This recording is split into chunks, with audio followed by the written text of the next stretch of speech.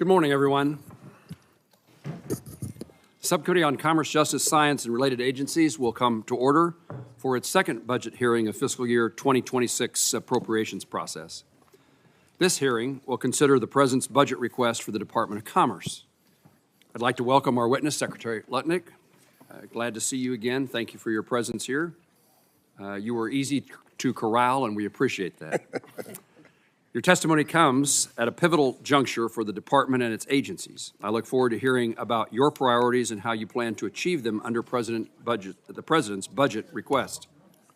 That request is outlined in a brief document transmitted to Congress last month and further clarified in materials published late last week, proposes significant cuts across several agencies within the Department of Commerce. We need additional information from the department, including the FY26 budget justification and the FY25 spend plan. This spend plan is required by law, and the limited information to date is insufficient. The budget request proposes a 16.5% reduction in budget authority for the department and its agencies, including a $1.5 billion reduction in the National Oceanographic and Atmospheric Administration, a $325 million reduction in the National Institute of Standards for Technology, NIST, and the eventual elimination of the Economic Development Administration. I support the administration's effort to save dollars. We do need to make certain that these reductions do not harm our efforts to expand manufacturing jobs and to promote Americans' exports abroad. One of the instances I'd like to highlight is this proposal suggests the elimination for the Hollings Manufacturing Extension Partnership, a popular NIST program that supports small and medium manufacturing firms in the United States and certainly in Kansas, despite President's strong support for American manufacturing. While NOAA's overall budget is reduced, I'm pleased to see that the budget appendix appears to support maintaining funding and operations for the National Weather Service in Goodland, Kansas, which I was unable to operate for the 24/7 since early May. I appreciate your help, Mr. Secretary, in lifting the nationwide hiring freeze impacting weather forecasting offices, a critical step in restoring normal operations, particularly as in Kansas, where it's now tornado season. We'll also discuss your plans to unwind the BEAD program's burdensome regulations that have stifled domestic investment in broadband deployment. Secretary Lutnick, thank you for your testimony today. I look forward to working closely with you and throughout the appropriations process to provide the right level of federal resources to support the Department of Commerce and its agencies. I now recognize Senator Van Hollen, the ranking member, for his opening statement. Thank you, Mr. Chairman. Welcome, Mr. Secretary. I hope that this hearing will be a restart of what had been a strong and professional relationship between this committee, this subcommittee, both sides, and the Department of Commerce.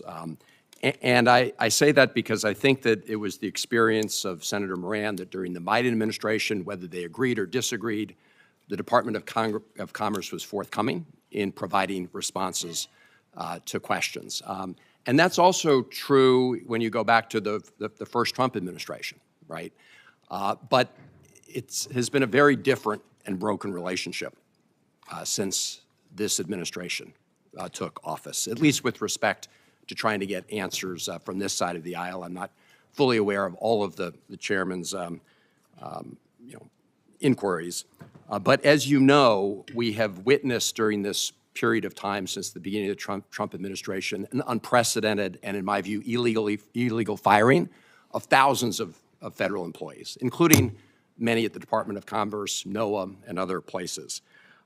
We've also seen the withholding of funds that have been duly appropriated by this Congress and signed into law. As you know, Mr. Secretary, Article 2 of the Constitution requires the President to take care that the laws be faithfully executed. Appropriations acts are the supreme law of the land. Executive orders are not. Doge diktats are not.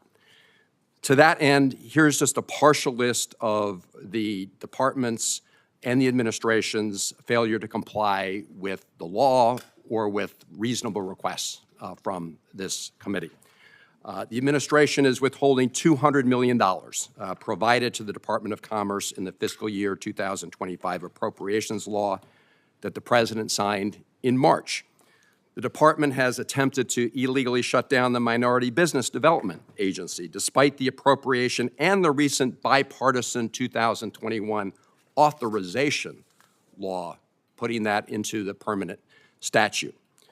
The department has not provided its agency RIF and reorganization plan, despite a letter that both the chairman and I sent to you and the department requesting the specifics. The department has illegally fired nearly 1,000 employees, including over 500 from NOAA alone.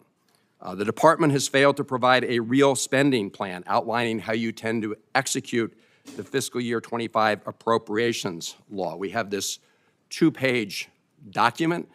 The chairman referred to the fact that this is still missing other than this two-pager. Just to give you a point of reference, this was an equivalent from last year with respect to the plan to spend the remaining funds for this fiscal year, which, as you know, ends on September. At least on the Democratic side, letters I've sent. I sent you 2 letters, Mr. Secretary, in addition to the joint letter I sent you with the chairman, and our staff has sent multiple inquiries, and I'll have some questions about the lack of responsiveness going forward. This is, in my view, unacceptable, and I think it should be unacceptable to people on both sides of the aisle. And it's in this context that we're now taking up the fiscal year 2026 appropriations bill, and I've discussed with the chairman of the subcommittee, and I know that Senator Murray has talked with Senator Collins. As an appropriations committee, we've got to figure out how, when we appropriate resources for certain purposes, that those are complied with. Let me just say that beyond the issue of the numbers and the budget, this does come down to people. One such person is Carrie. She's a mom and a homeowner. She's a federal employee who worked at the Department of Commerce. She was proud of her mission. She worked to implement the CHIPS and Science Act, promoting domestic semiconductor manufacturing, supporting good-paying jobs. She received the so-called fork email offering her money to quit her job. She said, "I don't need to take that because I think I'm contributing." Earlier this year, she was on medical leave to recover following a major spinal surgery. She then, a few days later, received the message to tell everybody what 5 things she'd done during the week. Her husband said, "Don't focus on that, focus on your recovery." Instead, she worked from bed. Days later, she was fired. Then a judge ordered her and other employees to be reinstated, only for her to be fired again. Making matters worse, not only was her health insurance canceled, but it was also retroactively backdated, meaning she had to pay for the surgery and medication out of pocket. One prescription alone cost her $2,500. She said, and I quote, "Right now I'm working off faith. We have kids, we have a mortgage, car payments. I don't know what we're going to do." Mr. Secretary, this is no way to treat patriotic federal employees who are doing the work for our country. And I look forward to today's hearing and the questions that will be posed from people on both sides of the aisle. Thank you, Mr. Chairman. Thank you, Senator Van Hollen. Mr. Secretary, as I welcomed you earlier, we now look forward to your testimony, and you may begin. Sure. Thank you. And thank you all the members of this committee for having me here today. I very much appreciate coming to visit with you. Chairman Moran, Ranking Member Van Hollen, and members of the subcommittee, it's an honor for me to join you today. America is once again the most attractive destination for investment in the world. Under President Trump's leadership, the Department of Commerce is strengthening American industry from those that are the most popular to those industries that have been long ignored. We are focused on building in America and driving our economic growth. We will narrow the deficit of this country, both the trade deficit and our budget deficit, and we will deliver a new era of American innovation. Businesses are no longer looking overseas. They are choosing to invest in America first. Through the President's executive order establishing the Investment Accelerator, the Department of Commerce has already secured trillions trillions of dollars in new commitments from world-class companies and sovereign wealth funds eager to build and invest here in the United States of America. This surge in investment, paired with renewed commitment to fair and reciprocal trade, is reigniting American manufacturing. We are bringing car manufacturing back to Michigan and Ohio. We are reopening steel mills in Pennsylvania. Just last month, I went out to Arizona and welcomed the largest semiconductor investment in the history of the United States of America, $165 billion, thanks to an investment of TSMC. With respect to CHIPS deals, we are improving those commitments to more than $300 billion, doubling the previous investment. The President's America First agenda goes beyond just economic growth and investment. The President is taking concrete actions to protect American workers and our national security. Under Section 232, the Commerce Department is conducting numerous investigations to protect, to reshore, and revive manufacturing capacity across our critical industries here in America. The Trump administration is imposing tariffs and ending loopholes. In April, we ended the de minimis loophole, which allowed foreign companies to avoid paying tariffs to ship small shipments into America, completely undercutting and undermining American small businesses. New export controls are protecting cutting-edge technologies and finally protecting critical industries and American innovation.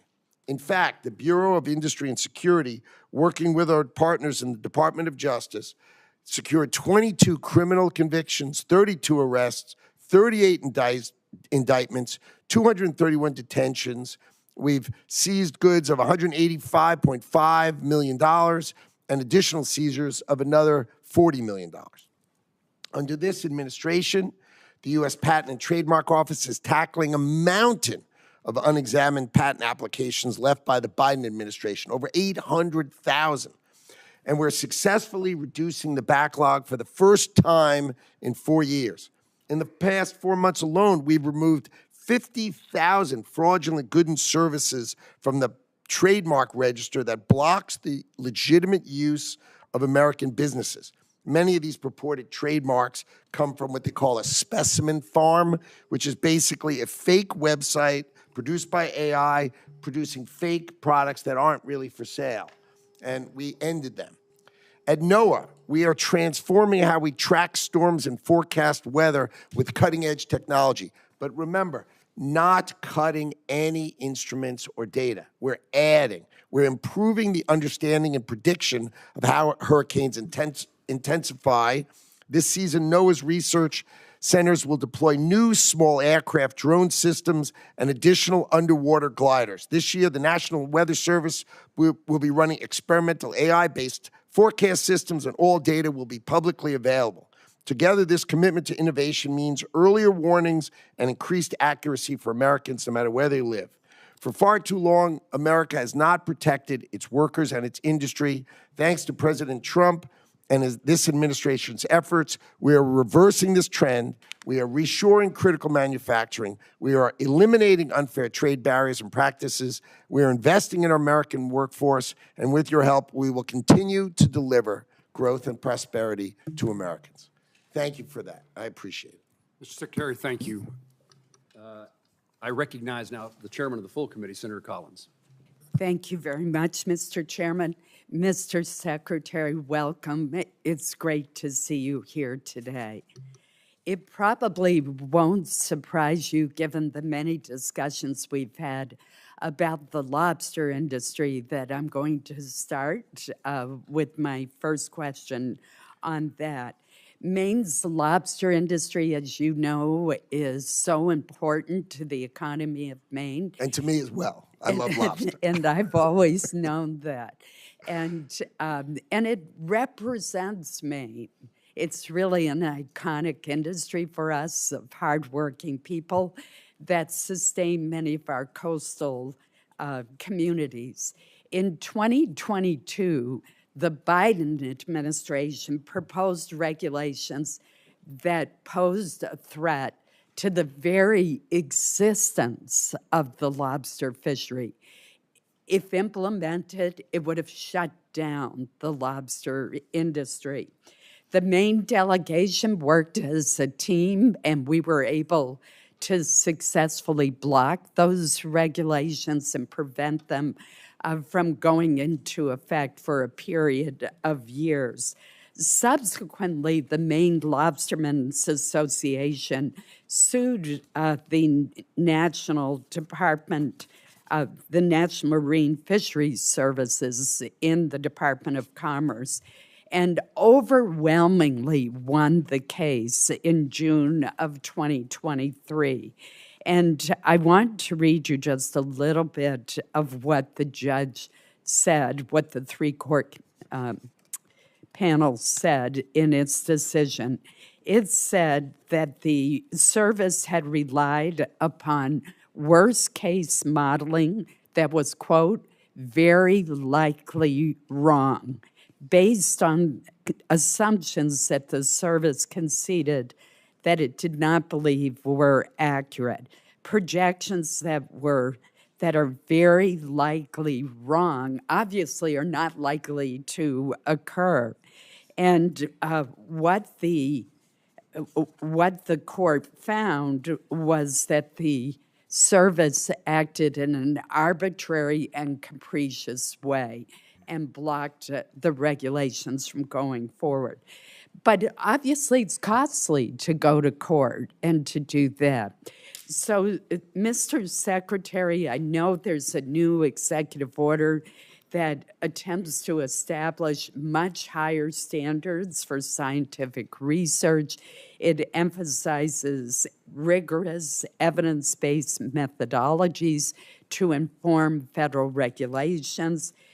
Can you talk to us about how you believe that this new approach to regulation based in science will help protect the Maine fishing industry and our lobster industry from arbitrary and capricious regulations, as the court found was done in the previous administration? This administration views the Maine lobster industry as an American treasure, and we need to protect it. And you will see as we do our trade deals, right? They treat the Maine lobster industry horribly. And in the UK deal, they said, we will invite you to 10 Downing Street and we will have now a lobster dinner. Okay, so we've opened, for example, the UK to lobster. We think this capricious lack of rigor in our science has got to end. So the gold standard executive order saying only real science, not opinion-based science, has to be the rule. So we protect our fishermen, we protect our ranchers, right? These are key things that this administration is going to drive for. So I completely agree with you.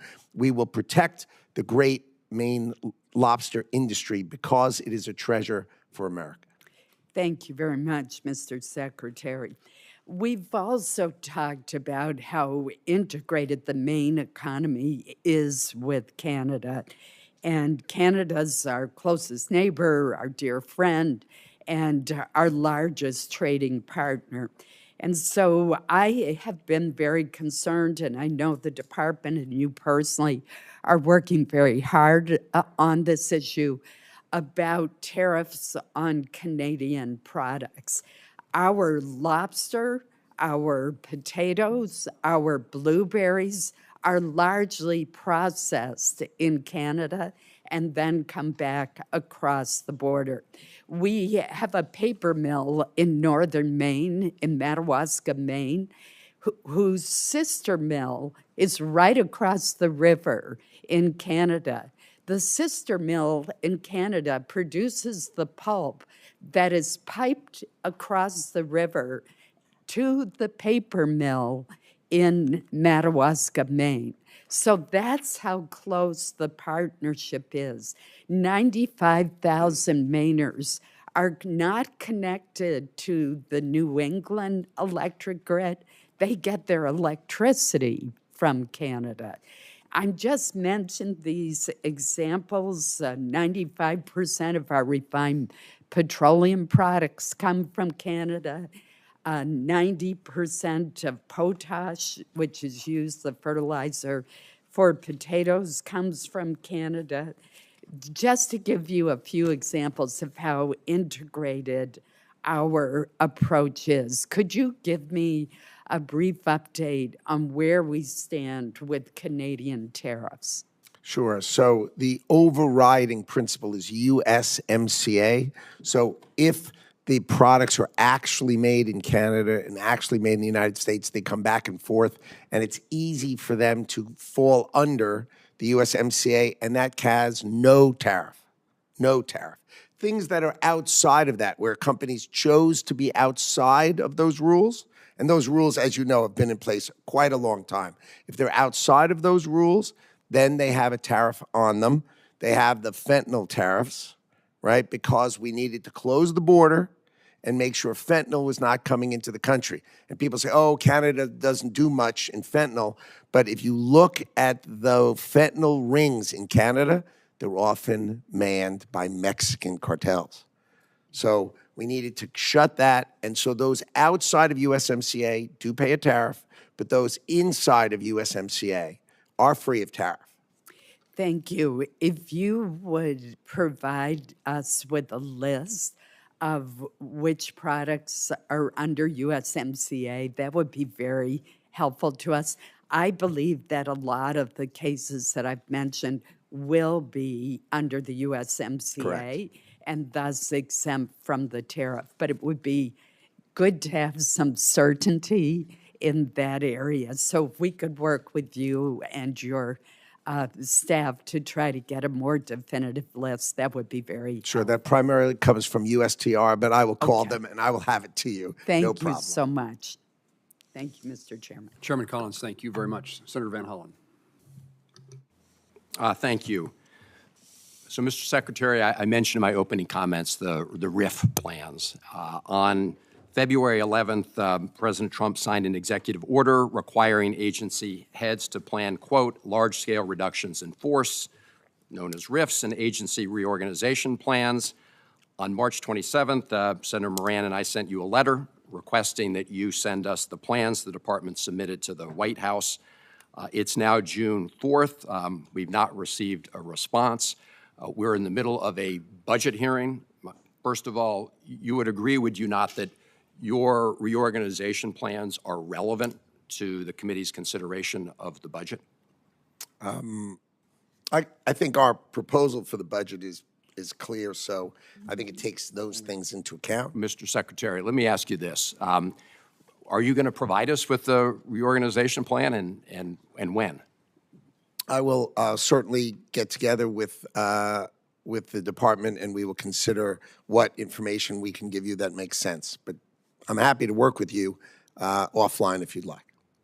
Okay, Mr. Secretary, you're aware of the fact that a federal district court ruled that the RIF plans proposed by the Trump administration could not go forward because the judge stated that, quote, agencies may not conduct large-scale reorganizations and reductions in force in blatant disregard of Congress's mandates, and a president may not initiate large-scale executive branch reorganization without partnering with Congress. That decision was upheld by an appellate court just a few days ago. I'm not asking you to opine on that legal decision. I'm simply asking you to provide the committee with the reorganization plan, and your response is maybe yes, maybe no. Am I getting that right? I mean, are you going to provide the plan to this committee as we review the budget for the upcoming year? Well, we at the department are going to follow the law. That, of course, is what we're going to do. Okay. Well, the law actually does require that you submit these major changes to the Senate. Let me ask you this. I mentioned in my opening statement the fact that I'd sent a number of letters to you. Our staff has actually sent inquiries to your team. I have a lot of questions today, but they'll be a lot longer unless I can get a commitment that you and your team will respond to the inquiries we've made. These are simple questions. They don't, and I'll set aside for now the RIF plan. And Mr. Chairman, I would ask unanimous consent to submit to the record the letters that I have sent to the Secretary and the staff inquiries that my team has made. Without objection. Mr. Secretary, will you agree, say, within a week to get responses to these inquiries? I can easily agree that I will go through your letters, and to the extent I can answer them, I will happily answer you within a week. Well, when you say? I don't know what the letters This is say an as I oversight sit here right question. now, so. Well, okay, Mr. Secretary, their question. I'll read through some of them later in the hearing. We can go through them one by one. They're pretty straightforward, simple questions about the implications of the department's actions on certain programs. Let me turn to the National Weather Service for a moment, because as you know, originally 600 staff were eliminated from the National Weather Service. Then all of a sudden, it seems the department realized that this was not really a good idea, as many weather stations around the country, and the chairman referenced some of them, said they couldn't be staffed full-time. We have a headline from just May 15th, Washington Post: NOAA scrambles to fill forecasting jobs as hurricane season looms. I know that we're scrambling to try and rehire about 100 or hire 126 people, but Mr. Secretary, it's my understanding that as of today, offices in Kansas, Alaska, and Oregon are no longer operating 24 hours a day. Is that accurate? The department employs 2,100 meteorologists and hundreds of other forecasters, okay? This is less than 5%. We are fully staffed. There are no openings on the National Hurricane Center, zero. It is fully staffed. We are fully ready for hurricane season, and our meteorologists Mr. Secretary, are fully staffed. you did not answer Fully staffed. You did not answer the direct question about whether those weather offices are open full-time, and it's obvious that you all made a huge mistake. I mean, you've acknowledged it by, having to rehire 126 people. But can you just comment on whether or not those offices I mentioned are operating 24 We hours have a day? not made a huge mistake. I did not say such a thing. I didn't say you did. It's pretty obvious from the actions. I will. As I said, you fired News 600. report You're was rehiring. inaccurate, obviously. Obviously. Obviously. We're happy to follow up, and you can provide the facts. Sure. Thank you, Mr. Chairman. Mr. Secretary, in Kansas, we have lots of manufacturers, and the aviation and aerospace industry is a significant component of that. That industry has a very positive trade balance, perhaps the best in our country. Fantastic. And I wonder how the Department of Commerce is going to act to protect that trade surplus as you have negotiations with other countries for trade agreements. There's a zero tariff provision on aerospace parts and tools. Is that something that you would continue under the 1979 agreement in the aviation aerospace industry? Is that something you will pursue in trying to maintain so that trade balance continues to be such a positive for our nation? Our nation's aircraft business is, as you correctly say, a fantastic asset of our country, one of the great exports of our country, and we are going to protect it. So we have a 232 in the Commerce Department, but we do expect, as we did with the UK, we negotiated a zero tariff with them, and I would expect if other countries play ball with us, that I would expect that's an offer we make, provided they're buying our aircraft. Remember, in exchange for us doing a zero tariff, I mean, think of Donald Trump. He then gets an agreement by British Airways to buy $10 billion. They were competing with Airbus, and in part of that agreement, they committed to buying Boeing aircraft of $10 billion. That's exactly the way the Trump administration thinks about these kind of negotiations. Make sure it wins for American industry. You mentioned Section 232 dealing with aircraft and jet engines in particular. The comment period expired, I think, yesterday. What do you expect to occur next? Well, we expect probably by the end of the month we'll have an analysis, and we'll set the standard for aircraft part tariffs. We're going to discuss it with the president. We'll discuss the analysis, and we will take due consideration on what to do. But the key is to protect our industry and make sure those who trade with us treat us fairly.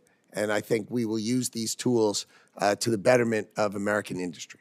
In the aircraft and aviation aerospace industry, there are certainly large companies. You mentioned Boeing as a particular player in that field, but that's true in Kansas. We have some large companies who manufacture aircraft and aircraft parts, but there's also a lot of mom and pop manufacturers, small businesses are in that arena. And one of the ways we've been able to help those small manufacturers, aviation and otherwise, is the Hollings Manufacturer Extension Partnership Program that we refer to as MEP. I've heard from manufacturers in Kansas about the importance of that program, and I'm interested in knowing, it doesn't appear that it's going to be funded by what in your budget, or it's not going to be funded by, not going to be requesting funding. How does the department intend to replace the manufacturer's assistance that comes from MEP to make sure that our small manufacturers have the best access to technology and techniques to compete with the larger companies who sometimes dominate manufacturing? Programs that were set up by the Department of Commerce decades ago to assist in technology for manufacturing tend to be outdated. The new technology is AI-driven, automated. I think we need to re-examine and retool a whole variety of these programs so that we are able to provide the best technological assistance rather than just continuing a program that's decades and decades old. So I'm very focused, and our department is very focused on making sure we're bringing our manufacturers the best tools, and we're examining them, and we will do that. And you know, you have a great plant for Panasonic in Kansas. It's fantastic, and that's exactly the kind of manufacturing we hope to reshore to America. Thank you. Thank you for knowing about the presence of Panasonic in Kansas and its value to our state and to the country. I'm going to conclude my questions and next turn to Senator Kennedy.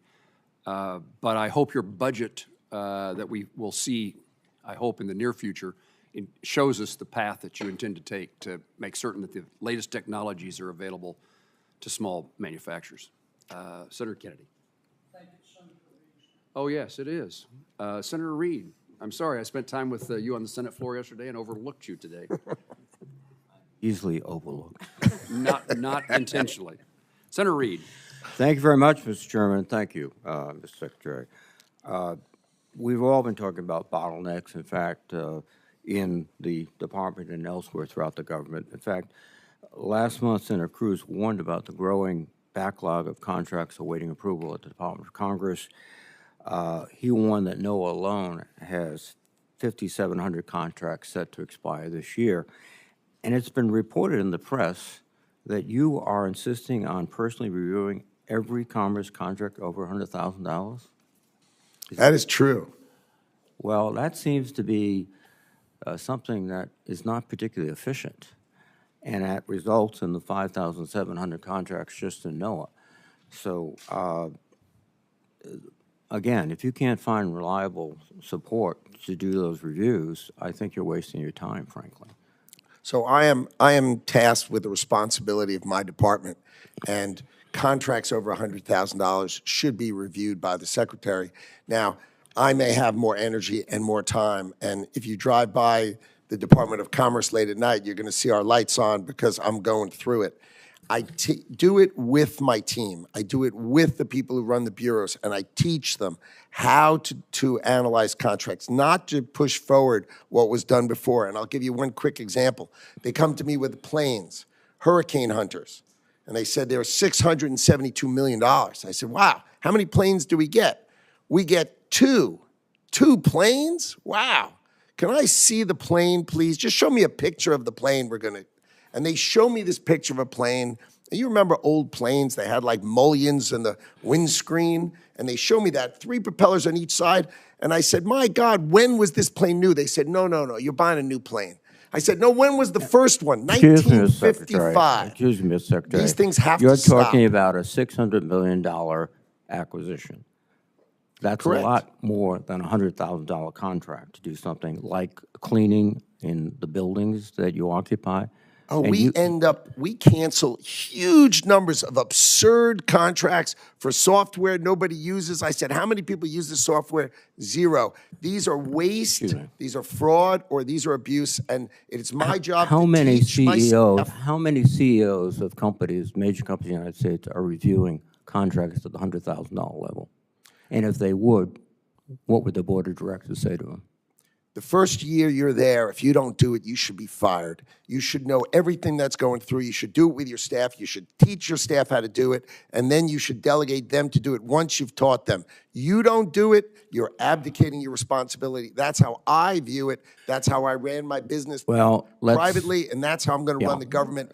I'm responsible for our staff. Let's go ahead and get those 5,700 contracts done. There are not, this under weekend? any circumstances, How any about this- contracts how sitting about there, this there are weekend? none. Can you get it done this weekend? Work overtime with the gang and get it done? There are no contracts waiting for me, and if there were, I'll be there all night tonight, making sure they get turned out with my team, teaching my team how to do it.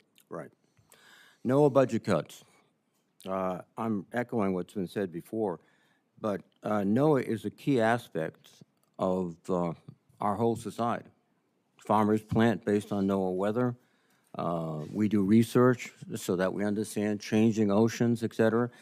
And this cut, as described by Craig McLean, who was served as NOAA's top scientist during the first Trump administration, has said in his quote, the proposal to slash NOAA funding by nearly 30% would take us back to the 1950s in terms of our scientific footing and the American people. And I'm echoing what's said by many other people.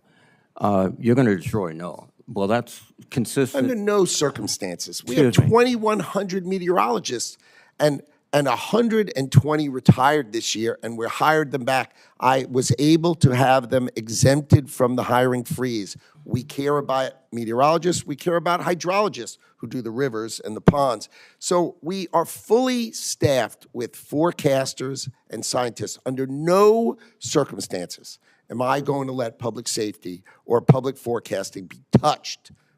But I tell you what we did cut. We did cut programs writing children's books for climate anxiety. Yes, that was in NOAA. And you agree with me, that's not part of our mission. Our mission is to forecast. Our mission is to protect. Our mission is to advise. Our mission is to research, not write children's books on climate anxiety. How much money did you save there? We saved tens of millions of dollars On of books for nonsense children? out of NOAA. Nonsense out of NOAA. I want to also associate myself with those comments made by colleagues about the MEP program. We find it to be very effective. And the notion that, oh, we're not going to repeat what we did 10 years ago, et cetera, it's working. In the U.S., it's been estimated in FY24 that MEP secured $5 billion in new investments and created and retained 108,000 jobs. It's worth the investment. And this notion that, oh, we have new techniques, yes, we have AI, et cetera, but we have very common things that businessmen look for, like how do I establish my financial relationships with banks? How do I get this new equipment, which is not sophisticated AI, it's machine tools, and how do I do that? MEP does this. Thank you very much. Thank you, Mr. Chairman. Now recognize Senator Kennedy, the senator I was been so anxious to hear from. We'll see if I was right. Thank you, Mr. Chairman. Thank you, Mr. Secretary, for being here today. Mr. Secretary, I think I'm like most Americans. I agree with some of the things that you and the White House have done on tariffs, disagree with others. It's clear to me that the President listens to your advice about tariffs, so I want to spend my precious time trying to understand how you think. If Vietnam, for example, came to you tomorrow and said, okay, Mr. Secretary, you win. We're going to remove all tariffs and all trade barriers. Would the United States please do the same? Would you accept that deal? Absolutely not. Okay. Absolutely not. That would be the silliest thing we could do. Why is that? Vietnam has a $125 billion exports to us and imports from us $12.5 million. And you're thinking, Vietnam exports $125 billion? I'm aware of the figures, but tell me But where why do they you- get it from? They buy $90 billion from China, then they mark it up and send it to us. So you They're wouldn't- just a you wouldn't- pathway of China to us. you wouldn't accept that deal? No, it's a terrible deal. We're the one with money. We're the one with the then store. Of what's the course they want us purpose- to take What's the down. purpose of reciprocity then? Is reciprocity not one of your goals? Are you telling the president that we shouldn't seek reciprocity? If that's what you're telling him, why are you trying to do these trade deals? What do we want? We want to encourage Vietnam to produce products they're great at producing. But I want to get back to reciprocity. You just said you don't believe in you don't accept reciprocity as a goal. What are you negotiating in these trade deals? Why would we then? open our bank account and What- their bank account when Why are ours is you 10 times bigger? negotiating trade deals? You're trying to get other countries to lower their tariffs and trade barriers in return for us lowering ours. I think That's true for the things that they'll take from us. That's called reciprocity. Of course. So are you or are you not seeking reciprocity in these trade deals? We are absolutely seeking reciprocity with respect to things that can be reciprocal. But you just said But when they're that importing if a from country- China and sending it to us, You just said they're that not. if a country came to you and offered you the ultimate reciprocity, no tariffs, no trade barriers, in return for us doing the same, you would reject that. Of course, because they buy from China and send it to us. Don't you agree with Suppose me? they said we won't buy from China. Now we're talking. Now we're Would talking. If you it was Vietnam, would you accept that deal? we would consider it. For what things? For What would products? you want to change? Well, there are certain products we want to reshore. We don't want other people making them. We want to make pharmaceuticals here. right. We need to protect All right, ourselves from let certain me ask you things. this, because I'm going to run out of time. Are trade deficits, are you advising the president that trade deficits are always bad in every situation? No. Okay. When are trade deficits good? Trade deficits, for instance, let's say there was a company that had the cure for cancer. Let's call it Cancer Cure. And we were buying it and it was located in another country. We would obviously have a trade deficit with them because they have the only one of it. An example, our technology companies, our great technology companies, we're the only ones So with a it. trade deficit is okay if they're products we really need. If they're the only ones with it and we can't do it, then of course it's fine. But if we can do it, then we darn well better think about whether we're supposed to do it and whether we want to do it and if it's in our interest as a country to do Here's it. what I'm getting at. I've heard you say that well, strike that. I want to go, I'm running out of time. I want to come back to another subject. Tell me your understanding of the Trade Expansion Act. I don't have a really good understanding of the term. I may know the act, but I may not know its title. You're not familiar with the Trade Expansion Act of 1962 that gives the president almost unlimited authority to impose tariffs so long as you conduct an investigation? You don't know about that? Oh, my 232s, of course I do. Okay. Sorry, I just didn't know the title of the plan, Yeah. but of course I know. Why didn't you advise the White House instead of proceeding under other statutes? Why didn't you advise the White House to proceed under the Trade Expansion Act? The president chose IEPA because he could do it swiftly and he could do it sweeping in order to address the underlying problems that had created the $1.2 trillion trade deficit that was haunting the United States of America. Have you read the opinion in VOS selections, VUS? I have. What role does the major questions doctrine play in that decision? I am not a lawyer, so I can't speak to it with that kind of precision. That's a litigation that's under current investigation. Are you familiar with the major questions doctrine? Not offhand, but I did, of course, read the decision. Well, about 3/4 of the opinion is on the major questions doctrine. Again, I tend to not know the title. I know the topic, and the details of it, but I tend not to focus on titles. Sorry. I'm way over. Thank you for your indulgence, Mr. Chairman. Senator Kennedy, thank you. Senator Shaheen. Thank you, Mr. Chairman, and thank you, Mr. Secretary, for being here today. In your exchange with Senator Kennedy, you were talking about Section 232, which is really supposed to be used to help national security, but it is under the jurisdiction of the Commerce Department, as you pointed out, with respect to tariffs. Well, last month I visited a New Hampshire company that makes ball bearings for the aerospace industry, and I agree we should be protecting the aerospace industry in this country. It's our biggest export in New Hampshire, aerospace parts. They were very concerned about the impact of the steel tariffs on their ability to get ball bearings. They said not only has their cost gone up, but the lead time to get the steel to make the bearings, they only have one domestic supplier, while they had suppliers in the Indo-Pacific and in Canada. Those have been eliminated under the tariffs. They said that their lead times have gone from 20 weeks to 2.5 years because of the tariffs. I think this creates a real challenge with respect to our national security. About a good percentage of the work they do is with the Department of Defense. It's in the defense industry. So before expanding these tariffs, did the Commerce Department work with the President to evaluate the impact to our national security supply chain? And have you coordinated with the Defense Department? This is an issue that I've also raised in the Armed Services Committee with the Department of Defense, because they don't seem to be aware of what the impact is on the defense industry of these tariffs. Of course.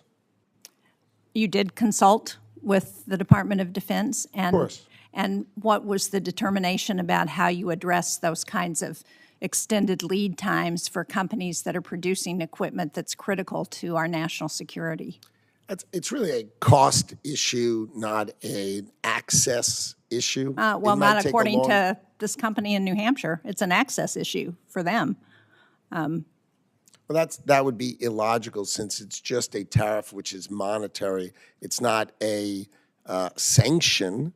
It's just a monetary one. It would be well, more it affects expensive. their ability to get the product, though, to get the steel that they need. No, yeah, it changes well, the price point, meaning if you're trying to buy it cheaper, the idea for the administration well, they is, don't think, I'm not going to argue with you. I'm just going to tell you what this company in New Hampshire has told me, and that is that their lead times have gone from 20 weeks to 2.5 years.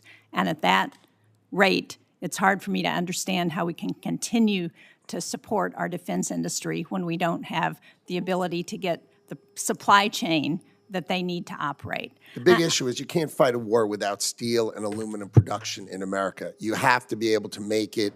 If you don't have the ability to make your own steel and aluminum, you can't fight a war, and that is what the President's doing. He's trying to make sure that we make sufficient steel and aluminum to protect our defense which industry. I is certainly exactly support. what you're I'm saying. sure all of us support. Sounds like we exactly agree. But I don't agree on the way it's being done, because we're not going to have the steel that we need immediately to provide the supplies that we need immediately.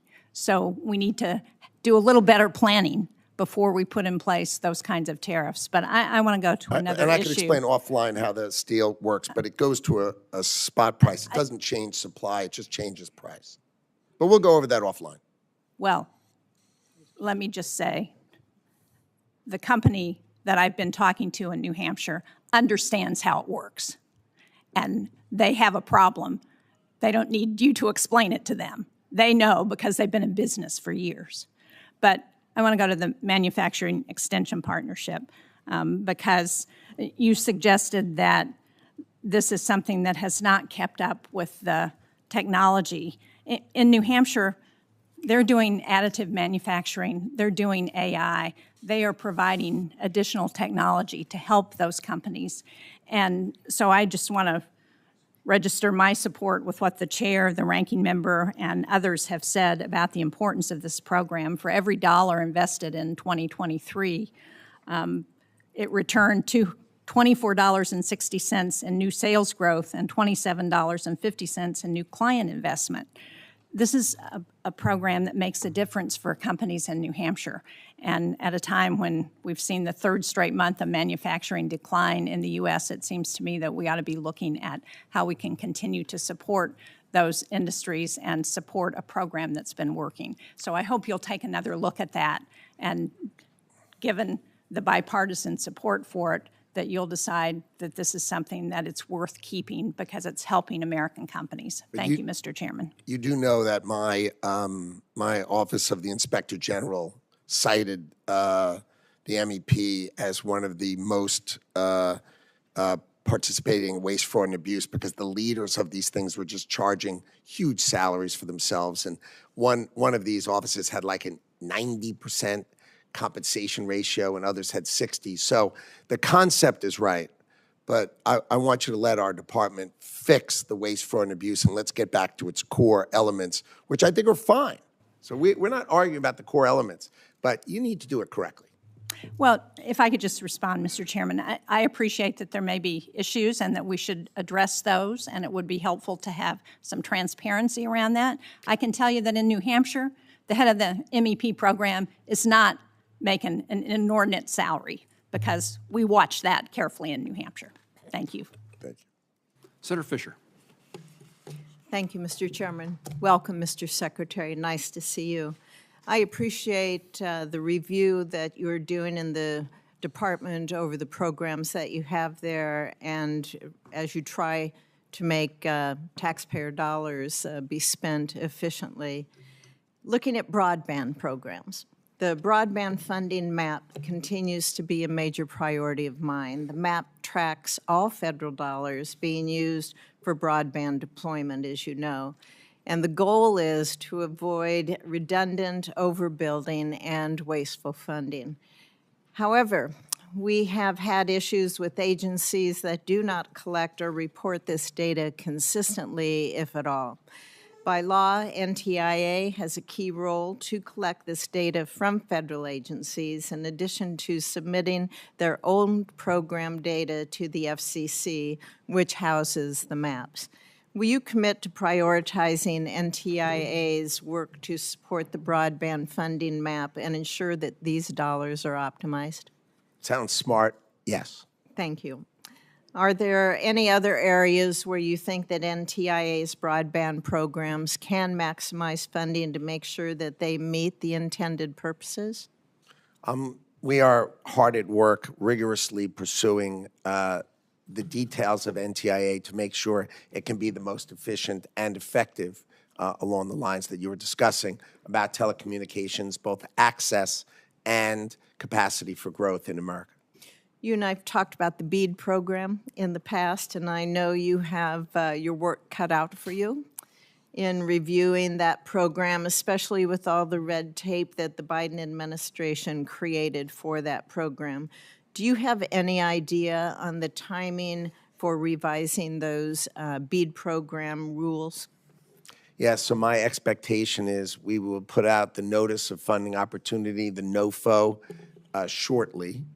And then we would expect everyone to apply within 90 days. We're going to hold it hard at 90 days, and then I'm going to hold my department firm that within 90 days, if those applications are done without regard to favoring one technology over the other, just make sure we're giving the benefit of the bargain. What's the cheapest way to get broadband to these people, the most efficient way to do it? If they make that application, we will make all awards by the end of this year. So you had the Biden administration sitting on it for 30 months, right? And you're going to watch us distribute the money and get it out the door, provided the applications are, let's say, technologically agnostic. Just do the right thing for the American people. Let's get the broadband to the people for the most efficient way, and we will put out the money.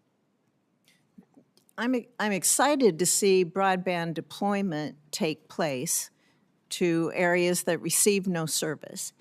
We have a number of companies in Nebraska that are able to do that through the Universal Service Fund, through the BEAD program, to be able to get that connectivity out to these very sparsely populated areas. There's a vastness to my state as to others here.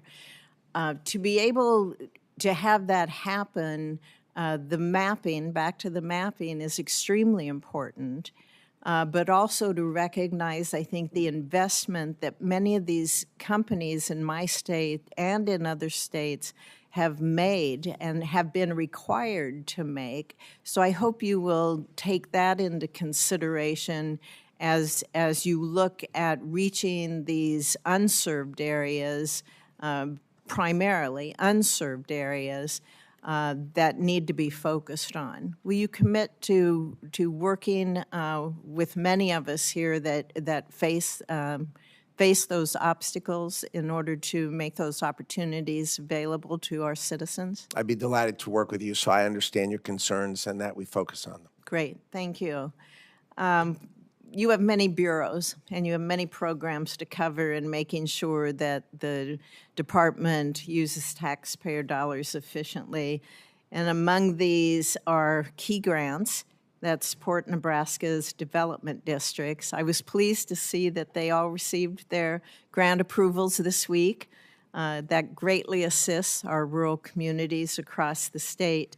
As we move forward, can these development districts rely on consistent communication from the department about their economic planning grants? Communication should be at the top of our list, so that sounds like an excellent goal and strategy for us to try to achieve. I appreciate the openness you've had with my office. I hope that continues with all members of the Senate, so that we can work together. You have an important job. You cover many, many, many areas. You have a broad jurisdiction, and it's very important that these things get done and happen in a reasonable amount of time. So I thank you, sir. Thank you. Thank you, Mr. Chairman. Fisher, thank you. I'm going to follow up, Mr. Secretary, and just make a point to your response to Senator Fisher's question about the BEAD program. We have many small companies in Kansas and across the country who've applied for BEAD grants. They've done through their state office. Yeah. And I hope they don't have to reapply again, refill out the application that they've spent a lot of time and money preparing and has been filed and approved with the state already. So we certainly need the reforms and changes to the criteria, but there's a very expensive process they've been through once before. So please take a look at how you expect a reapplication. That makes sense? Yes. Remember, the key point for me is that the American people get the benefit of the bargain, and we are focused on getting rid of the stuff that's not broadband access, so just all that sort of noise and other things. And then literally, as long as the application is technologically agnostic, meaning does it matter if it's fixed wireless or fiber? The answer should be whatever's the most efficient way to solve that. I want to do that, and we will get the money out the door by the end of the year. Nothing you said do I disagree with. In fact, I agree with fully. Just trying to point out there's a bureaucracy that's taken place in the past that we do not want you to replicate. I will try to reduce it. I promise that is my objective. Thank you. I will definitely try to reduce it. We're joined by the Vice Chairman of the full committee. Senator Murray is recognized. Thank you very much, Chair Moran and Mr. Secretary. Nice to see you. Nice to see you. You know, over the last few months, I am deeply concerned because we have seen mass firings at NOAA that are really seriously jeopardizing the weather forecasting that we all count on. Funds have been frozen, grants and contracts have been abruptly canceled, and agencies that were created by Congress in a bipartisan way have been shuttered unilaterally, really ignoring the law and sweeping thoughtful tariffs that are crunching small businesses and raising costs for our families. And we have seen President Trump illegally block some emergency funding House Republicans included in their year-long CR, which has cut off funding your department counts on for trade fairness, export controls, NOAA satellites, and more. So needless to say, I don't think any of this helps advance the department's mission to spur economic growth and strengthen America's competitiveness, and it does leave me very seriously concerned about whether the department is going to be able to carry out its job. Now, before I turn to my questions, I do want to quickly raise your decision to cancel $48 million in Tech Hub funding for the American Aerospace Materials Manufacturing Center in Eastern Washington and Idaho, alongside several other hubs. We've had a chance to talk about this yesterday, but I want you to know I have a lot more questions than I think you answered. This hub is really a partnership of industry, academia, military, governments at all levels. Canceling that funding and further delaying progress at the Tech Hub really damages our defense industrial base and limits our ability to compete with China, as I told you yesterday. So that is unacceptable, and I look forward to you resolving that as soon as possible. Okay, we have not canceled anything. And just to let you know, I do have, since we discussed it yesterday, I do have the $220 million. We did draw it down before the date it was due, and we have the funding for the tech hubs. We are going to fund the tech hubs. Okay, I we have look the forward- funding, the 220, right? And the additional 280 comes when there's Okay. a forward auction. But I have the money. We will fund them. I'm not canceling them. I just need to make sure they do the benefit of the Yeah, bargain. I appreciate that, and and they as do I it said correctly. yesterday, we need an answer that everybody understands is critical. Now, I do want to ask you while you're here, one of the agencies that you oversee is NOAA. It is absolutely essential to supporting sustainable fisheries, protecting our natural resources, and making sure that we have accurate weather forecasts. Cutting away at NOAA, as you've been doing, and as your budget proposes to do further, is going to do serious harm. Among other cuts, your budget would completely eliminate the Pacific Coastal Salmon Recovery Fund. That would be catastrophic failure. It would abandon our communities, our tribes, our industries who rely on salmon. And across the Pacific Northwest, salmon are not just fish. They are a way of life, and they are foundational to our economy and our culture. So I would like you to explain quickly why you proposed that cut, and I want to ask you, did you consult with our tribes or fishing communities who count on it before making that decision? The issues are that we do the same thing in multiple ways in NOAA. We have not cut any hydrologists, which are the people who study the But you water. you eliminated the Pacific Coastal Salmon Recovery Fund. That is what I'm precisely asking you about. Well, I think Did you that- talk to our tribes or our fishermen before you did that? Of course.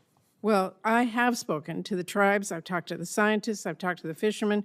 No one in the Pacific Northwest supports those cuts. And I want everyone to know I will not vote for an appropriations committee or appropriations bill that eliminates that funding. Now, staying on NOAA, facilities like the Northwest Fisheries Science Center, which is in Seattle, are really in dire need of investment. For this reason, this CGS Appropriations Committee has long included language requiring the Secretary of Commerce to include the cost estimates for NOAA construction projects of more than $5 million in the congressional budget justification materials, as well as the 5-year cost estimates for those projects. Are you aware of that requirement? My understanding is we filed our budget according to the CR with exact precision. Well, have you submitted the department's FY26 congressional budget justification? It did not include the list of projects. My Which is understanding is required to the CR had certain obligations for us, and we followed them with precision. That's Well, my understanding. The fact is that you are required by law to submit the NOAA PAC construction list to Congress with the budget. That wasn't done. Can we get that list by Friday? I'll happily take a look at it, and if it's required, of course, I will send it in. Okay, it is required. Mr. Secretary, I wrote a law, it was called the Digital Equity Act, to help close the digital divide, and it passed with overwhelming bipartisan support. Now, the administration has arbitrarily canceled billions of dollars for the Digital Equity Act, claiming it's unconstitutional. This is a program that every state, Democrat and Republican, has applied for, every single state in the country. It distributes laptops in Iowa. It helped people get back online after Hurricane Helene washed away computers and phones in western North Carolina. It's a program in rural Alabama where they taught seniors, including some who've never used a computer, how to use the internet. I wanted to ask you, has the Supreme Court declared this bipartisan law unconstitutional? Has any No, judge? it'll go through the courts, and the courts will decide. No one has declared this unconstitutional. No one. Your job, Mr. Secretary, is to carry out the law that Congress has passed. You don't get to keep laptops from our kids because the president doesn't care about rural communities, kids in rural communities. My advice to you here, it is a law. It is not unconstitutional. And I would urge you to get those digital equity dollars out the door and save everyone the legal fees because the law is very clear. I hear you. Okay. I just have a few seconds left, and before I finish, I do want to underscore my state, Washington State, is one of the most trade-dependent states in the nation. 40% of our jobs are connected to international trade, and President Trump and your department continue to pursue this chaotic tariff policy that business in my state stand to lose billions of dollars. I have heard from businesses across my state, from manufacturers, from small retailers. They are struggling to absorb the cost increases on everything from napkins to car parts. And this uncertainty has really left them scrambling, which has delayed investments and caused serious supply chain disruptions, especially at our ports. These actions, in addition, have really harmed our relationships with our key allies like Canada. Heard Senator Collins here earlier talking about Maine's being their neighbor. It is our neighbor in Washington State. They are one of our biggest trading partners. And let me be clear, this is causing chaos, disruption, anger, and we have got to get this resolved because farmers, or our people and our small businesses and our communities are really hurting. Thank you, Mr. Chair. Thank you, Vice Chairman. Senator Murkowski. Thank you, Mr. Chairman. Mr. Secretary, welcome. I'm glad to follow the ranking member as well as the chairman of the committee in talking about fisheries. You know, I'll never disappoint you. When you come before the committee, we're going to talk about fish, and I appreciate what you have shared with Senator Collins about the administration's desire to protect our fishermen. We're pleased with the executive order relating to American seafood competitiveness. I had an opportunity just yesterday to visit with one of our seafood industry leaders in the state of Alaska.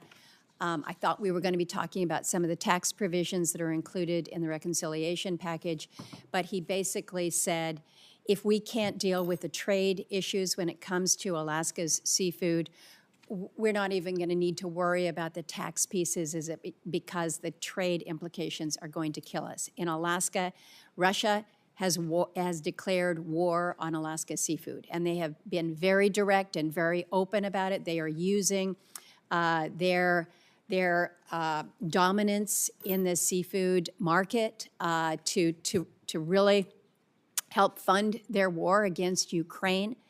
And the effort is one that we are looking at and needing to make sure, I mean, really desperate to make sure that the administration fully understands the implications of what is happening right now. We've got the largest federal fisheries in the nation, about 60% of America's harvest by volume.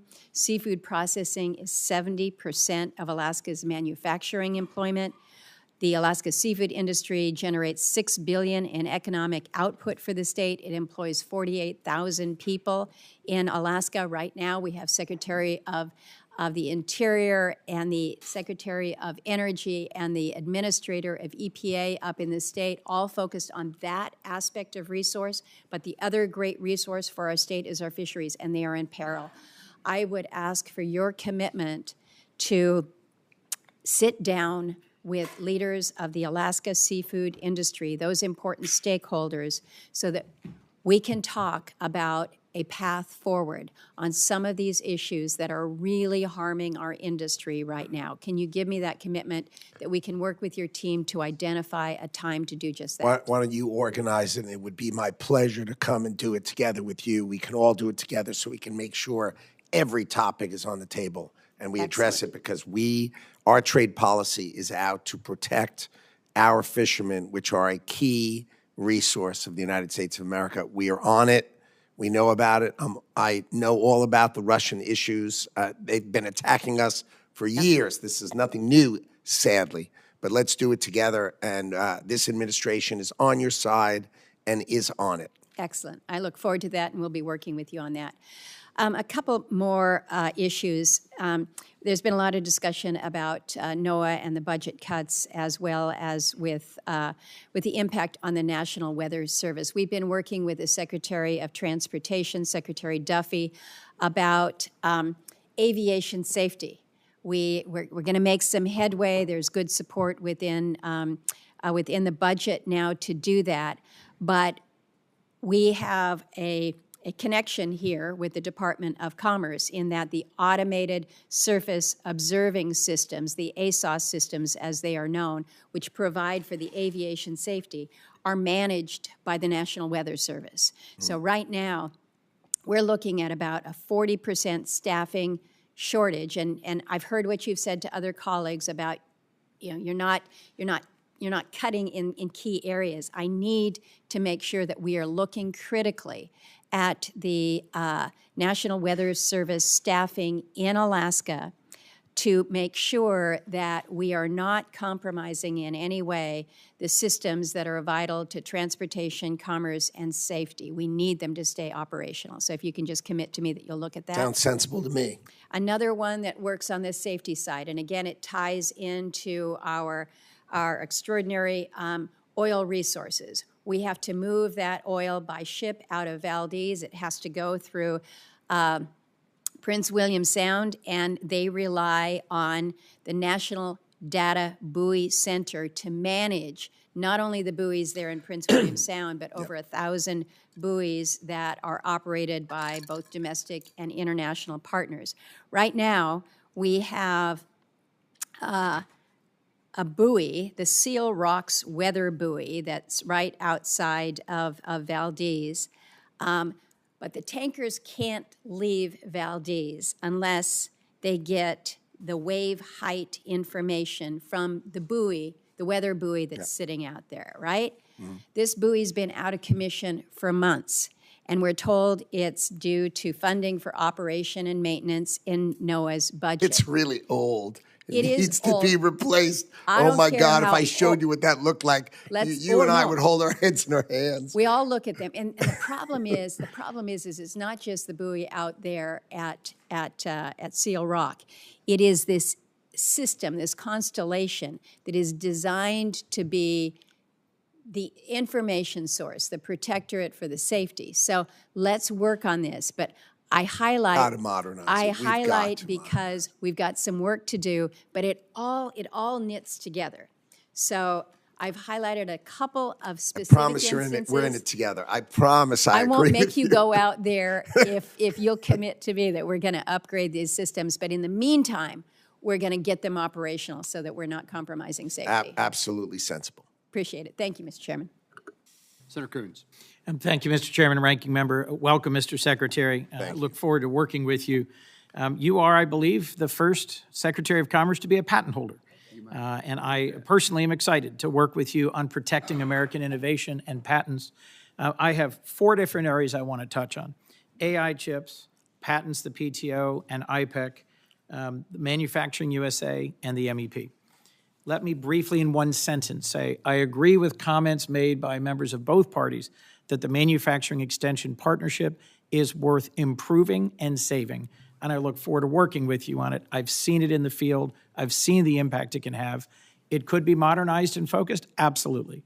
But in my state, they delivered cyber tools to small manufacturers, and they've delivered state-of-the-art support. 1 down. 2, AI chips. What's your sense of the importance of AI to the 21st century? It's my sense that it's going to redefine our economy, our security, and our place in the world.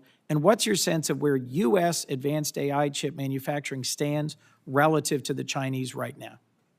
So I agree with you that AI and the AI industrial revolution is our revolution in our lifetime. It is the industrial revolution of our lifetime.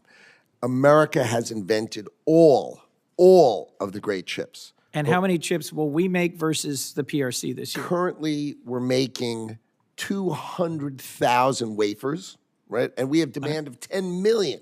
Now, the chips deal that I made with TSMC, the Department of Commerce made, increase that, we'll have 1.2 million wafers. Wafers. 1.2 million wafers. So we'll be at about 12% of our demand. And how It's much will the woefully PRC inefficient. How much will the PRC make this year of advanced chips?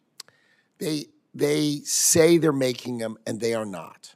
Okay, they do not have. We have restricted the tools Right. to make the highest quality chips. And I think, look, the FT reports that they're making fewer than 400,000 chips. Yeah, I maybe think less probably than that. closer to 200,000. So right. let's say it's 200,000 of the most advanced chips being made in the PRC, millions in the United States. Let's just agree that this is bipartisan, sustained over 2 administrations, and critical to our future, because we want the most advanced frontier AI compute to be in the United States, the most advanced models to be in the United States, and this to drive this century for the United States. So I agree. my concern is that the diffusion approach of the previous administration, the AI diffusion rule, that mandated more than half of AI compute be located in America, has been set aside without, to my knowledge, a clear replacement. And I'm concerned about the deal with the UAE and what it means if we provide to the UAE a significant quantity of chips without a clear path for a greater amount of compute to be here in the United States. Could you just tell me how you see this new deal? I'm concerned that we are at risk of dependence on Middle East compute rather than U.S. compute, given some of our real challenges. And I don't agree with the argument that's been made by others, not by you, that if we don't provide these chips to the UAE, the Chinese will. How do you view that point? So number one, I agree, and the administration agrees that compute, more than 50% of compute must be on our shores in America. So we completely agree. The deal with the UAE said if you buy a significant number of chips, you will invest in America and build data centers in America for an equal amount of chips. So that investment must be dual there and here. That's required. The AI diffusion rule was very confusing in that, for example, the Prime Minister of Poland hunted me down and said, "What did I ever do to you that you have me as a tier 3? And, I'm part of Europe. What are you doing?" And it was illogical. It was hastily rushed through at the very end of the Biden administration. Our view is we are going to allow our allies to buy AI chips provided they're run by an approved American data center operator, and the cloud that touches that data center is an approved American operator. So we control it while it's over there. Given the shortness of time, thank you. I look forward to working with you on this. I think it is absolutely critical. You spoke with another senator, Senator Shaheen, about the urgency of retaining steel and aluminum for our defense. AI compute is going to be absolutely central to our defense. Absolutely. You made a comment earlier. We want to make pharmaceuticals here in response to, I think it was Senator Kennedy. You're familiar with Manufacturing USA? Yes. One of the things I was pleased to see was that it retained level funding. Yes. There are institutes around the country. There happens to be one in Delaware. Are you familiar with it? It's the National Institute for Innovation Yes. in Manufacturing Yes, it is. Biopharmaceuticals. Yes, it is. And it That is is 2-to-1 private sector match for government investment and is on the verge of demonstrating a new way of manufacturing at scale pharmaceuticals in the United States. Right. It is critical to our being competitive. I'd love to talk to you about that in more detail. My last point quickly, I agree that there are too many unexamined patent applications. PTO fee diversion in the past has robbed the Patent and Trademark Office of critically needed resources to hire more and better examiners, to reduce the backlog, and to improve that speed. I have a bipartisan bill with Senator Tillis that would permanently prevent fee diversion, which increases the backlog. Would you work with me to support that? I'll be glad to work with you. I think the Patent Office is one of the least understood and most incredible value for the United States of America. I think we undercharge. Yep. The fact that we have our amazing judicial system, that you can have access to it for $2,000. $2,000. And the U.S. judicial system should just do whatever you want. Seems extraordinary. Now, we want the price to be low so that the inventor can come in. But over time, I think we should have more money, and I think that's something that we're going to talk about. So I want to make sure we capture the benefit as well as the cost that's coming from the Patent Office. There is a long-standing but underutilized capacity, the Intellectual Property Enforcement Coordinator, that is meant to corral IP enforcement across the administration. I'd also like to talk to you about why I think that should be funded and why we need some function like that, no matter how configured. I look forward to talking to you about it. Thank you, Mr. Secretary. Senator Merkley. Thank you, Mr. Chairman. And I believe the chairman has already raised the issue of the manufacturing extension partnership. Last week, I met with about 20 small manufacturers in Oregon who had benefited from this, and they were telling me their stories of how much more they'd been able to increase their efficiency due to the expertise brought to bear through MEP. There are 13 MEP centers signed up to recompete their 10-year cooperative agreements. I don't think that process has been initiated yet. Are you planning to initiate that process soon? Well, I have to sort of sort it out with, I have the Office of the Inspector General has been really, had a very, very negative report. So we need to clean it up and we need to modernize it. So that's what we're working on. And then we're going to go forward, try to figure out what to do next. Can you meet with those of us bipartisan fashion that have seen the powerful impacts on supporting American manufacturing by small businesses through MEP to maybe go over the Inspector General's comments and think about how if we need to reform the system, we can reform it, but then we can get this renewal, this contract. Well, that sounds like renewed? a great idea. I'd be glad to do that. That'd that be sounds terrific. great. Thank you. I wanted to turn to the CHIPS world.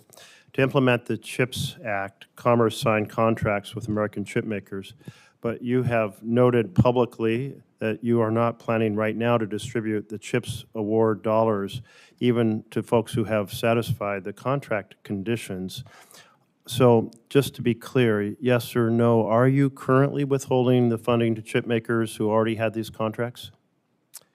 I think the benefit of the bargain, there are numerous contracts that can be made better. For example, the TSMC contract had a $6 billion award for $65 billion of building, and then we were able to modify the award for the same $6 billion of funding, but $165 billion of building. I think commitments of 4% or less are more appropriate than a 10% funding. Just seemed overly generous, and we've been able to renegotiate them. So if the question is, are we renegotiating? Absolutely, for the benefit of the American taxpayer, for sure. Well, I'll just note that I'm concerned.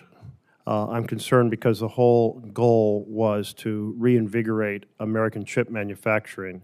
And to some degree, you may be able to strike a better bargain, but at some point it doesn't become a better bargain, and we reduce the acceleration of our re-energizing the chip industry here. I can't be more confident than if you spend time with us, you will see that all the deals are getting better, and the only deals that are not getting done are deals that should have never been done in the first place. But all the deals are getting better. Micron offered to go from $25 billion in commitments to $60 billion in commitments. I mean, the commitments of building in America are going better. We're just getting more value for the same dollars. So we are planning to distribute money only if we get much more building in America, which we both agree is totally in the interest of America.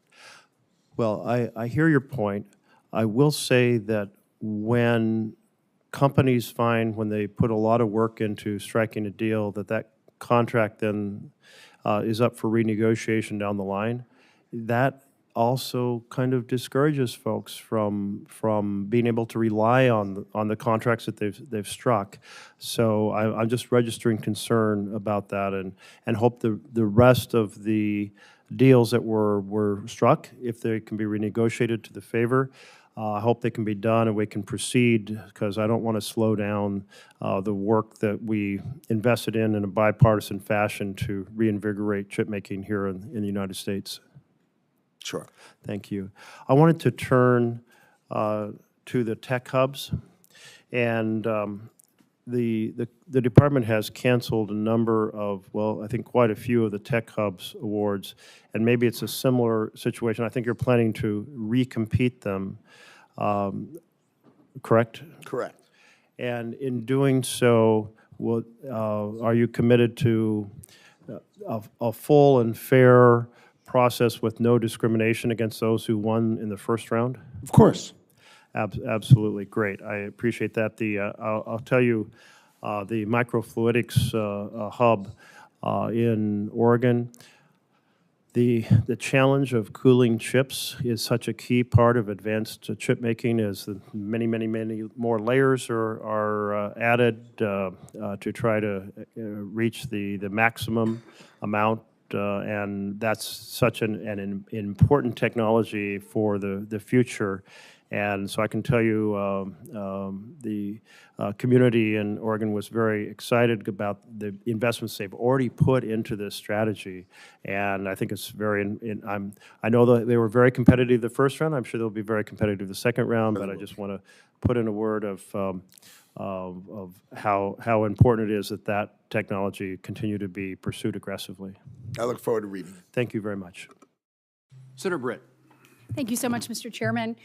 Mr. Secretary, it's wonderful to have you here today. Great to see you. Thrilled to have you in front of this committee. And just to kind of build off of what my colleague just said, obviously I wanted to highlight the good work that's done by Southern Research and their Birmingham Biotech Hub. Right. The Birmingham-based experts and scientists are national leaders in oncology, precision medicine, population health, and infectious disease, and are well-positioned to make sure that any groundbreaking advancements that are made can be done there. And my only question to you, and I really appreciate your commitment to making sure the process is fair and thoughtful moving forward, is that if there's some senators from both sides of the aisle that would love an opportunity to just sit down with you, and would you just commit to giving us a few minutes of your time to talk about it? Sounds great. Excellent. Happy to commit to it. Thank you so much. I appreciate it. So I want to highlight a success story of the automotive industry in the great state of Alabama. Auto manufacturing has truly transformed our economy, and it has literally driven us into the 21st century. It started in the late 1990s with our very first OEM right outside of Tuscaloosa, Alabama. And since then, we've added more than 3, along with countless suppliers, 150 Tier 1 and Tier 2 suppliers throughout our great state. So in a little over 25 years, Alabama has become the premier host for the automotive industry. We are also the #1 auto exporting state in the country. Alabama auto exports are sent to 78 different countries, and actually one of our OEMs exports more than 2/3 of its product. I wanted to work with you to make sure that Alabama continues to be the premier, and the work that we're doing, I think, is exactly what President Trump wants to see more of: onshoring jobs and providing life-changing opportunities for the citizens that I serve. And so I want to know, how are you going to work to replicate the great work that's being done in places like Alabama and other states? Our objective, especially in auto, is to reshore. I think we have $250 billion of committed reshoring in auto alone.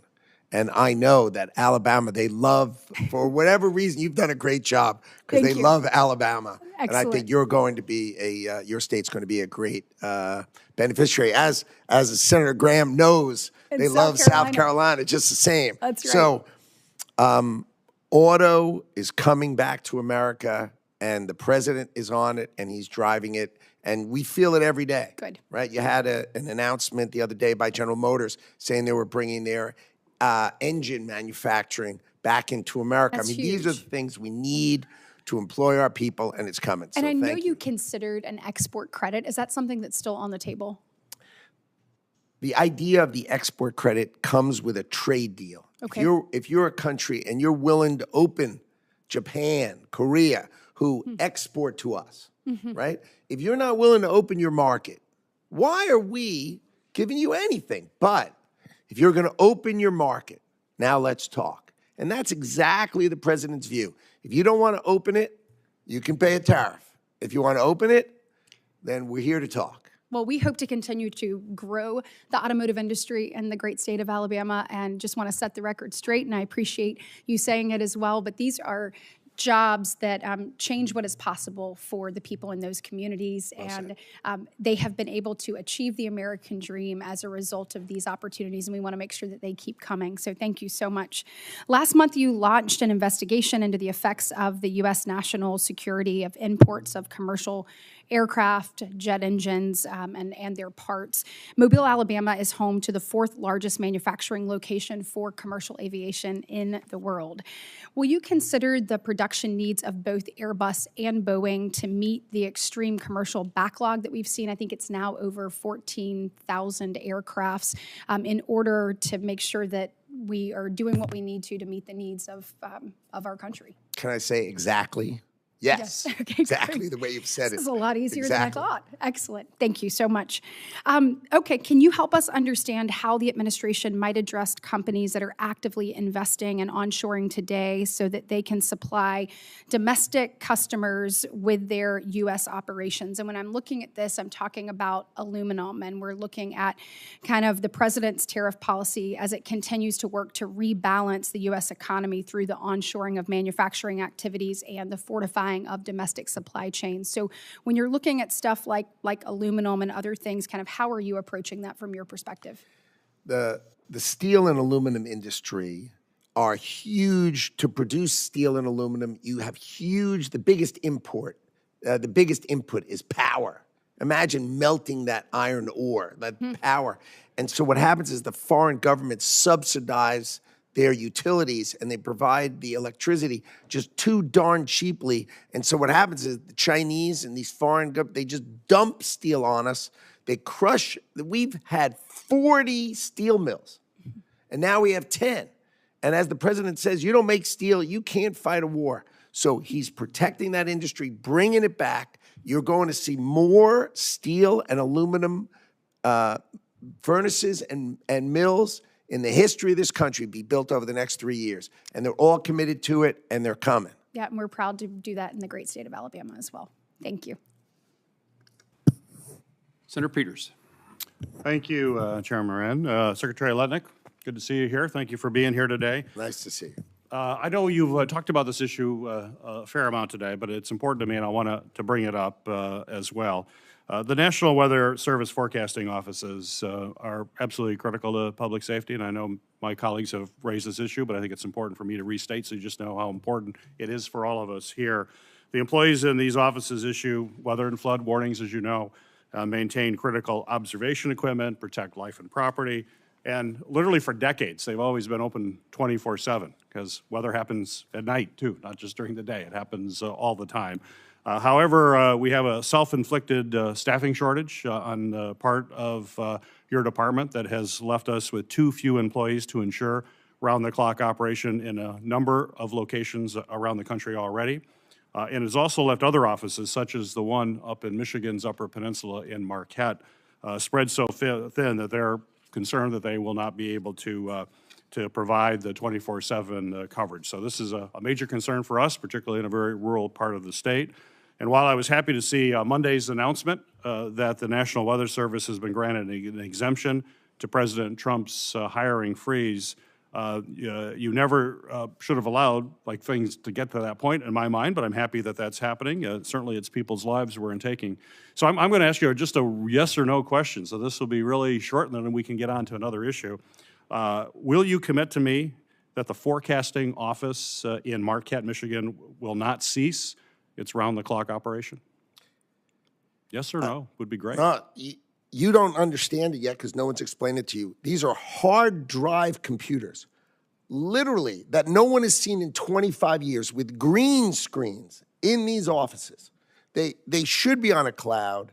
Our 2,000 meteorologists should be able to watch them round the clock. The concept that we're talking about, a green screen and a hard drive. So the answer is no, you're saying? No, we were going to modernize it. We are going to staff those offices. I can commit that we're going to staff those offices, but I will commit to you that the next time you see me, the concept of having 3 people at some regional office will be laughable because our 2,000 meteorologists and our hundreds of hydrologists will be able to stay and forecast and protect us in a modern way instead of these green screens and hard drives, and it's hard-coded and it's absurd.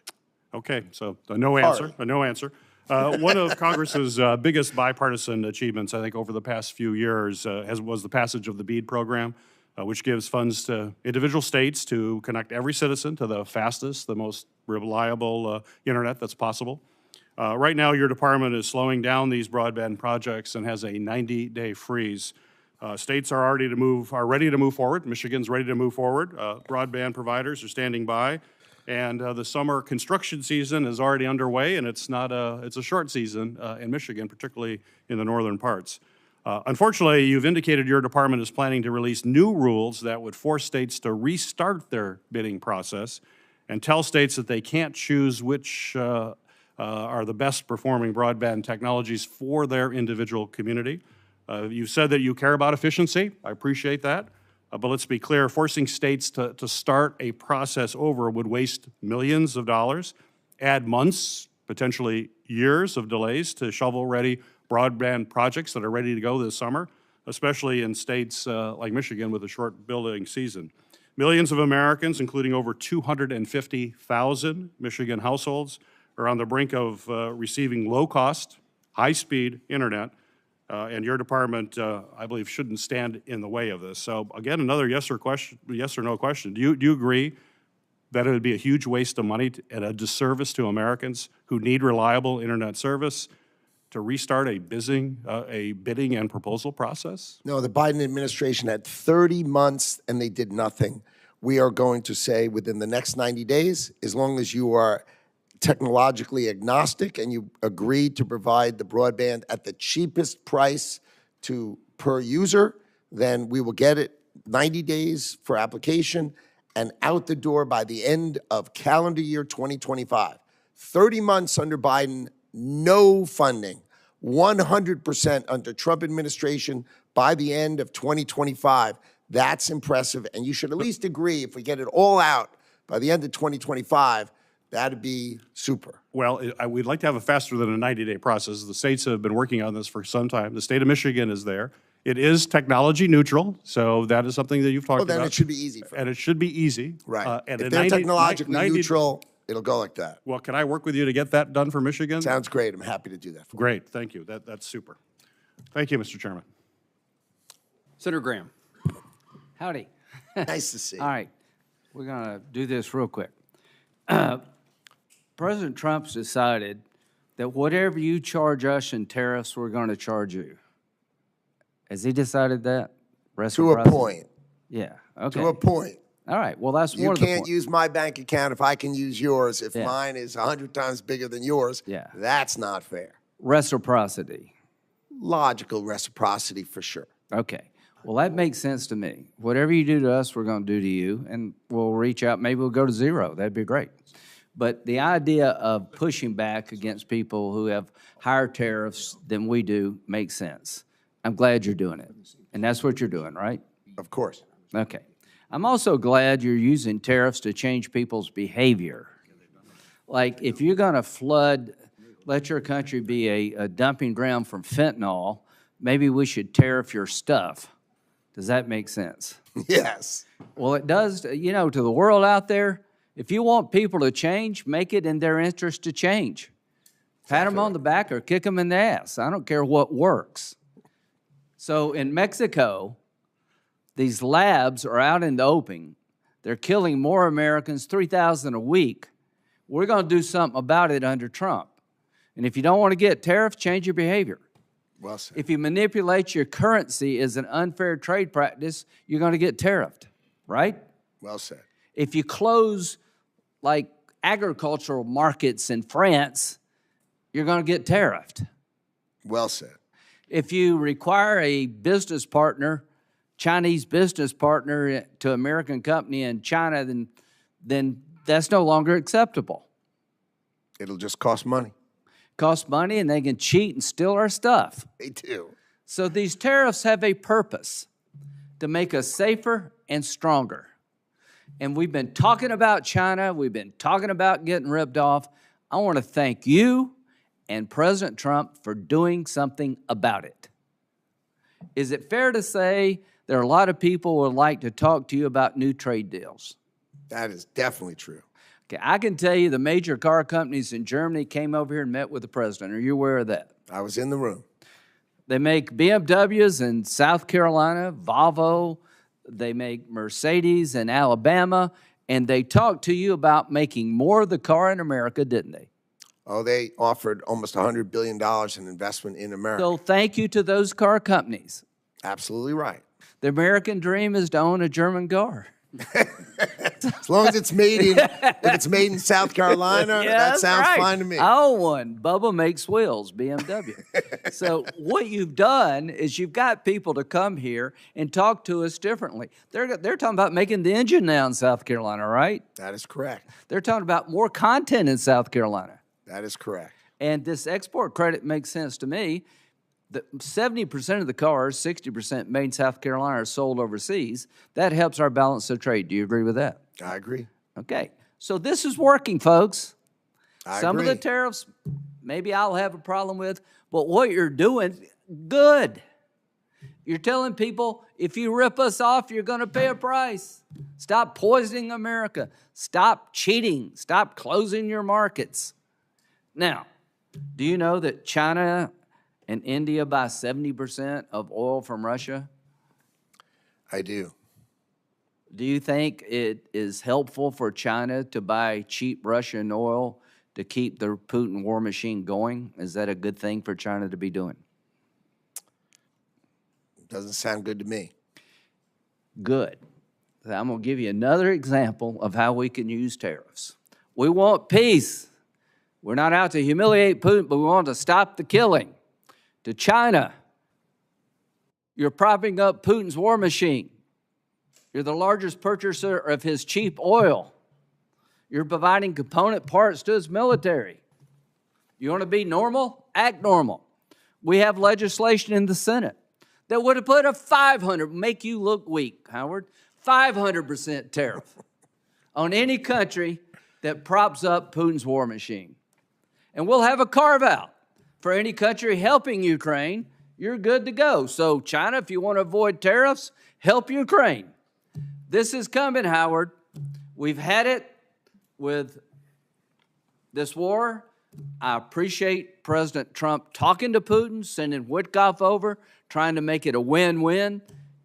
He ain't interested in peace, so the Senate is ready to roll. And to our friends in China, if you keep helping Putin and propping up his war machine, we're going to hit you hard because you're destabilizing the world, you're putting our nation at risk, you're rewarding bad behavior, and we're going to extend the concept President Trump started.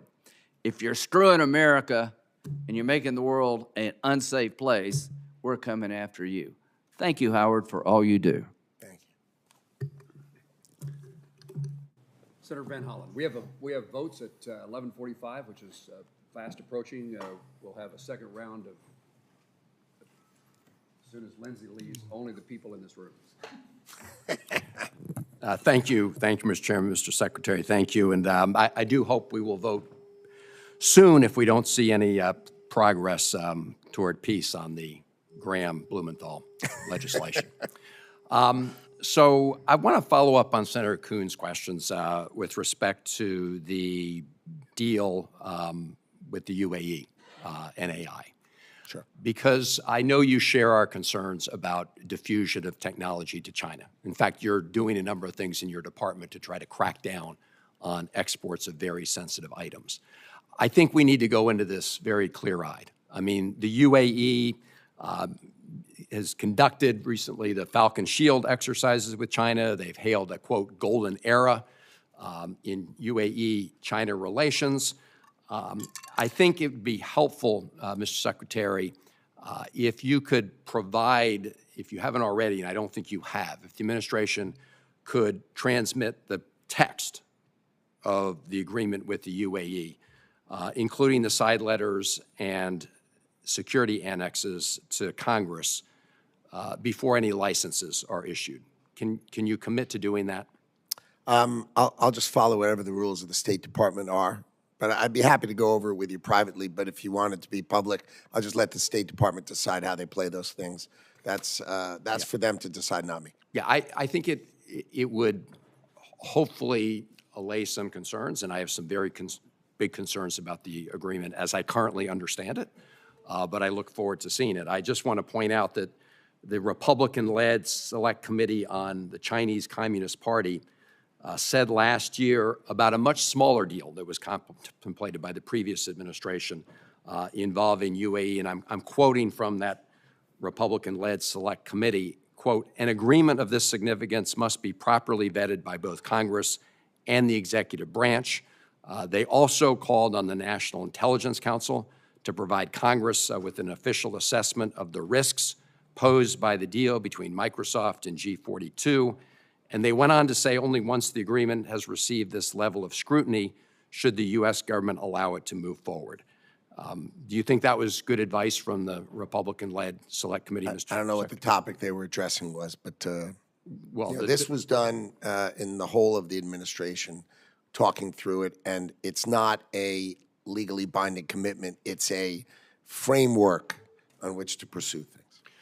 I understand that. I think the concern is that we make sure that we lock down the terms, at least that we understand the terms, or Congress has some information about the terms as we go forward. That's not unreasonable, is it?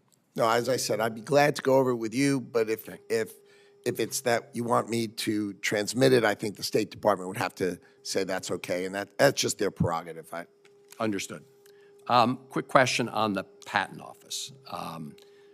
And I agree with Senator Kuhn's comments and yours as well about the importance of the Patent Office. I've also been concerned about DOJ getting access to unpublished patent applications. That's not happening. No, not happening. No, that's okay. just no, and I gave a little laugh of no. You Okay. heard all that. So okay. you can provide 100% assurance No. that that's not happening. Okay. 100%. No. Thank you, Mr. Secretary. problem. I appreciate that because that would be obviously of great concern. So look, I look forward to the chance to get together. There are lots of statements you've made over time. I'm not going to take the time today to interrogate you about them all. Although I do want to ask you this one question. I assume after yesterday you're no longer advocating people buy Tesla stock. It was on Jesse Waters. He showed arsonists burning cars and attacking a company. Then he showed Tim Walz literally attacking Elon Musk's stock. Yeah. Not the man, not the product, literally his stock. And I just thought, a terrorist attack on a great American stock seemed to require a response from me. And that's why I understand. Mr. Secretary, I think probably you would agree that Secretary of Commerce probably should not often be offering suggestions on stock purchases. But I'm going to leave it at that. I'm not going to go through some of these other statements today. I do want to end, and I'm going to pass it over to the chairman where I started. I do hope that at least from our experience so far in the first 4 months, when I say ours, I'm speaking at least for the Democrats on the committee, that we can hit the reset button with you and the Department of Commerce. And I would welcome the chance to sit down with you and go over all of these issues because we've got a budget to deal with. We hope that we can resolve it. I'm going to be working in good faith with the chairman. So can we get together and go over a number of these issues I've raised and some that I haven't? Be my pleasure. Thank you, Mr. Secretary. I think you've been truthful to that last sentence. It'll be my pleasure. Why not? Mr. Secretary, just a couple of wrap-up things. First, I've been involved in trying to make sure the United States is prepared for foreign visitors to our country, particularly with the FIFA and the soccer tournaments that are approaching quickly. Huge. The U.S. Olympics is in Los Angeles. Huge. We have great opportunity to showcase our country, and I want to make sure that the Department of Commerce is interested and pursuing opportunities to make sure that the visitors are eligible and able, those who are eligible to be here are here. We need help with the State Department in regard to visas. We communities need infrastructure support. But I just want to highlight that the tourism and travel industry is something that is important and should be very important to the Secretary of Commerce. And I'd love to hear your thoughts in that regard. It is. In ITA, we have a group dedicated to tourism. And I mean, this is a wow, right? We've got the club championship, right? The FIFA Club Championship, FIFA World Cup, the Olympics, and our 250th anniversary. I mean, this is, if there's ever a time for America to shine, it's right now. We've got to take out all the stops and make sure we are putting our best foot forward, and I'm happy to work with you. We've got to make sure the Department of Homeland Security and the State Department issue those visas, and we've got to make sure our infrastructure is there and the tourism experience is second to none, and I'm happy to work together with you on that purpose because this is just a great opportunity for America. Mr. Secretary, Senator Klobuchar and I co-chair the Senate Travel Tourism Caucus. I'm not exactly sure what the name of it is, but this is a highlight for us. Oh, I testified that I'm not good at names either, right? I know the content. I know the content. The title, I I'm the not title really, of the caucus. But we need to make certain that we are prepared, and those days are fast approaching, and I look forward to working with you to make sure that's the case. And working with ITA, President Trump appointed a interagency organization to coordinate activities within the administration. I think that's very useful, and I hope that they're hard at work. You responded to, I'm going to see if I can get you to respond to a way that Senator Peters would not think you're saying no to a question that you might be saying yes to. And that is, he and I've introduced legislation, he's agreed to co-sponsor that would permanently designate the National Weather Service employees, that certain category of employees, as essential and therefore not subject to a hiring freeze. They are essential under the law, as I understand it today. If we don't do our job as a Congress and get a appropriation bill done and government shut down, they're still working. They're essential. And my understanding is that you're supportive of that legislation, and I'm trying to have you say that my understanding is correct.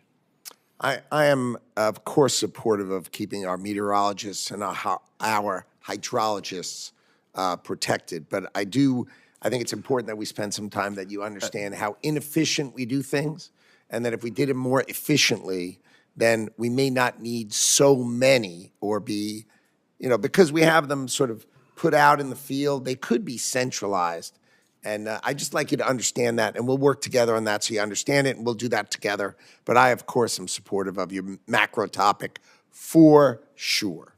And I meant to preface my question to you by a lead-in that would have said, understanding that we need to utilize new technologies and update our National Weather Service. Way to go. In the meantime, we need these people at work. For sure.